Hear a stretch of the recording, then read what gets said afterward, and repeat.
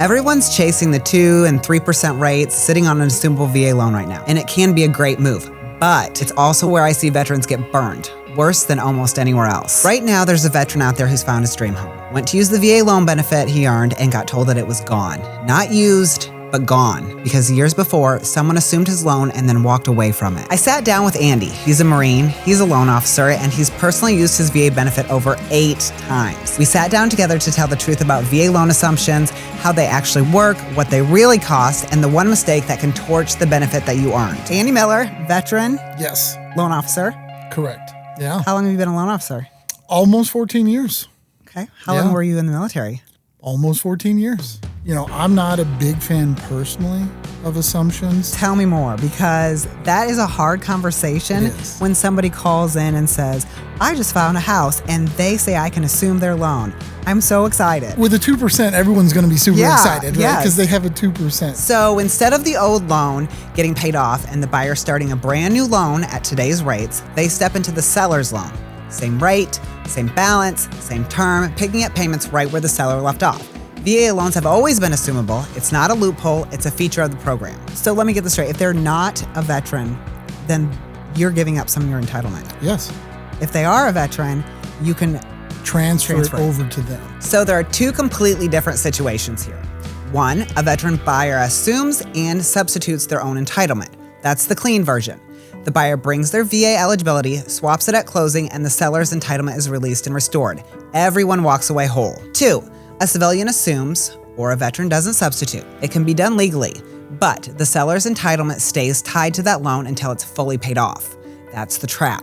And I ask veterans this all the time. Did you know a civilian could legally assume your VA loan? And almost no one says yes. Which means almost no one who has a VA loan right now knows that if they sell without checking, their entitlement could be walking out the door with the buyer. If you are a veteran thinking about letting someone assume your loan, this is the part that can cost you the most. And it doesn't show up until you try to buy your next home. My thing is always, well, if you're going to give it away and you're going to benefit the buyer coming in and you're giving your entitlement and your low rate to them, like there should be some compensation. For sure. Because there's no benefit to you. You could sell it on the open market for what you're giving it, $400,000, sell it on the open market. You'd be more beneficial because you keep your entitlement.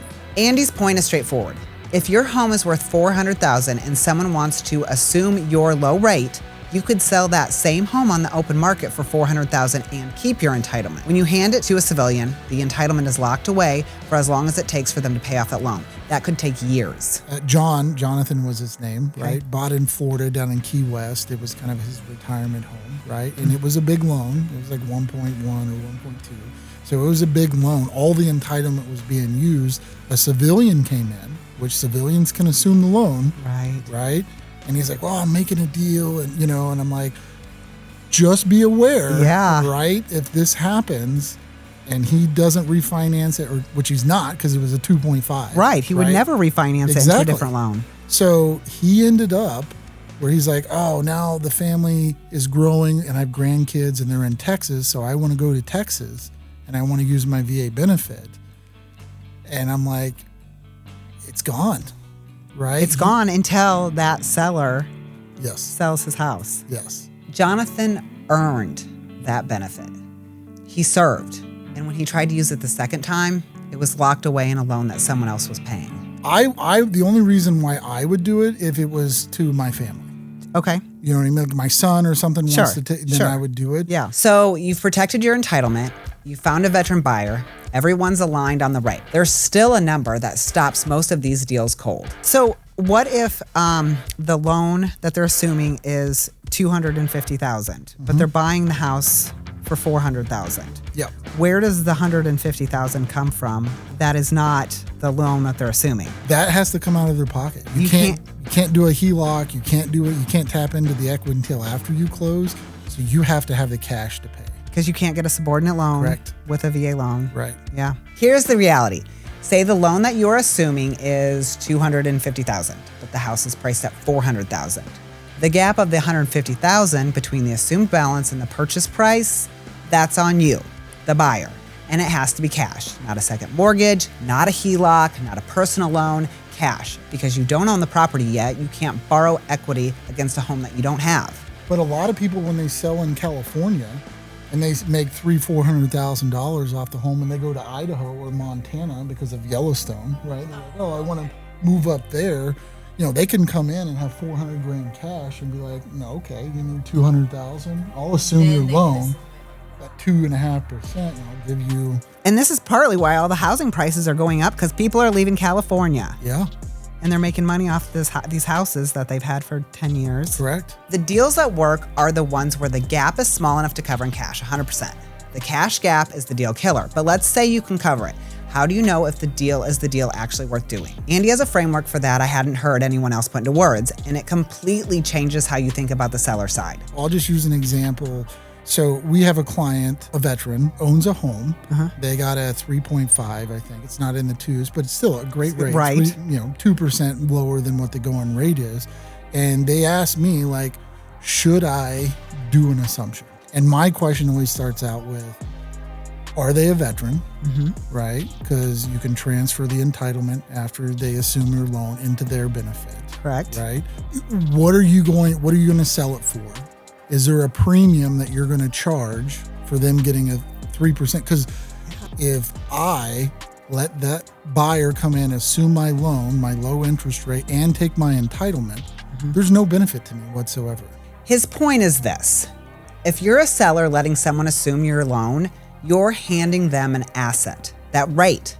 So treat it like something you're selling. Look at the monthly payment difference between your rate and today's rate. Multiply it roughly over 3 years. If that difference is $500 a month and $6,000 a year, it's about $18,000 minimum that should come back to you as a premium on the price. Otherwise, you're giving away something valuable for nothing. For a buyer, if the gap is cash coverable and that 2 to 3% rate is real, then this can absolutely win.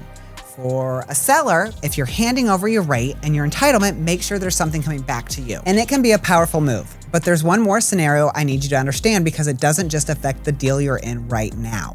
It can follow a veteran for decades, and Andy saw this firsthand. 2013, I can't remember the guy's name. He got under contract on a home. It was like one of those where you're doing the same day pre-qualification, pre-approval, and under contract. Yeah. Right? He was just like trying to find a VA, He was ready to go. He was ready to go. Yeah. So I had the conversation, pulled up his certificate of eligibility, and I'm like, hey, it looks like you had a foreclosure on this VA home, right? And it was from the 80s, where a lot of assumption happened in the 80s and 90s, right? Where people were just assuming loans left and right. But once a person assumes it, if they file for bankruptcy, which this guy did, right? Not the veteran, but the guy that assumed it, that entitlement is gone, right? And he's like, I didn't even know when I did the assumption, because the guy that assumed it made the payments apparently for a little bit and then stopped. Stopped at right? some point. At some point. Andy pulled the certificate of eligibility for a veteran who was ready to buy, same day pre-approval, and found his home. And there was a foreclosure sitting on it. Someone had assumed the veteran's VA loan decades earlier, stopped making the payment, and let it foreclose. This veteran had no idea, and the loss had been sitting on his eligibility ever since. He had to bring a down payment using only whatever entitlement he had left to close. And then the entitlement showed that it was a loss on there. And there's a way you can do it where you can pay back the VA, you can do the one-time restorations, those type of things. But trying to do that in a 30-day close or 35-day close is extremely hard to do. What'd he do? He ended up bringing a down payment. There is a restoration path. You can repay the VA the guarantee portion of the loss and restore entitlement. But Annie's honest about it. Doing this inside a 30-day close is extremely difficult. And the mechanics are specific enough that if you think that this applies to you, confirm directly with the VA. Don't rely on what anyone else tells you secondhand. VA loan assumption is real.